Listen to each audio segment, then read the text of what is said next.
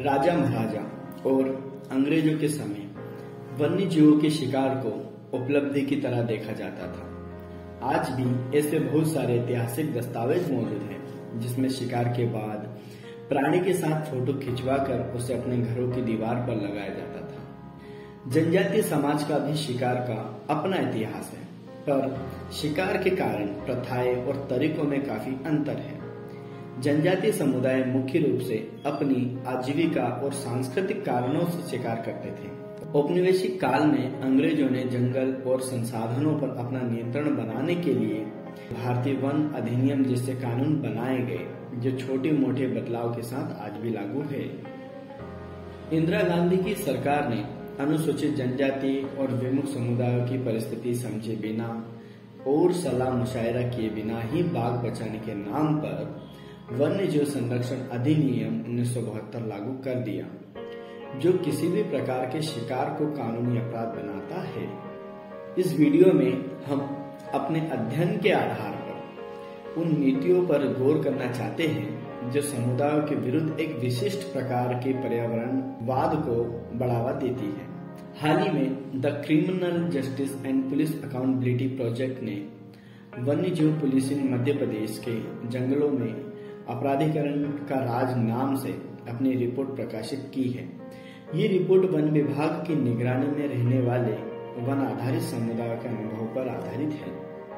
हमारी संस्था ने पिछले साल 2022 में 4 महीने कान्हा राष्ट्रीय उद्यान, जो देश का सबसे पुराना संरक्षित जंगलों में से एक है, उसके आसपास बसे गांव के लोगों के जीवन पर वन्य जीव संरक्षण अधिनियम 1972 कानून से होने वाले प्रभाव को गंभीरता से समझने का प्रयास किया और उनके अनुभवों का दस्तावेजीकरण किया है।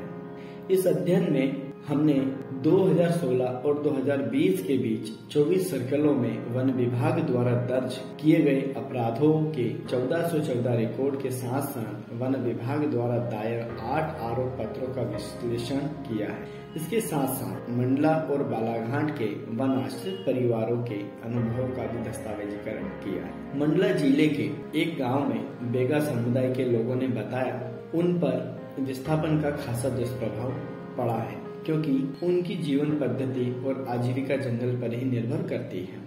साथ ही साथ हमें मंडला और बालाघाट में पार्क से सटे क्षेत्रों में जंगली सुअर की बढ़ती आबादी के कारण होने वाले नुकसान की शिकायतें मिली है।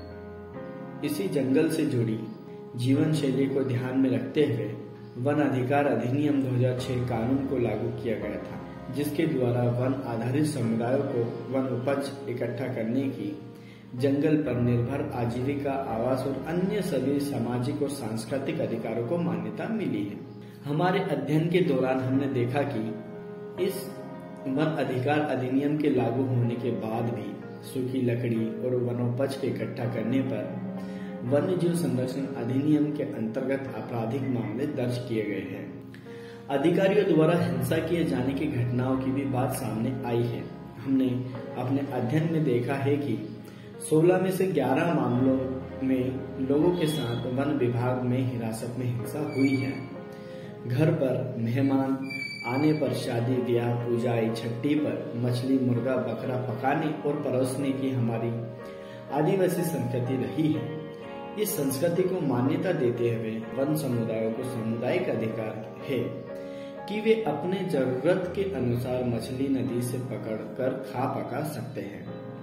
वन विभाग द्वारा वर्ष 2016 से 2020 में 57 मामले मछली शिकार के दर्ज किए गए थे और 134 मामले 2010 और 2020 के बीच दर्ज किए गए हैं।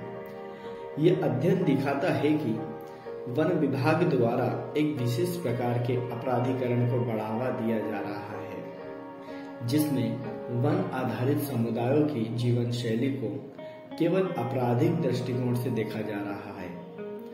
आदिवासी विद्वान अभय खाका ने इसे ब्राह्मणवादी पर्यावरणवाद कहा है, जिसमें जनजातीय समुदायों को जंगल और वन्य जीवों के लिए खतरा माना जाता है और उन्हें अतिक्रमणकारी दिखाकर उनका अपराधीकरण समायोजित किया जाता है।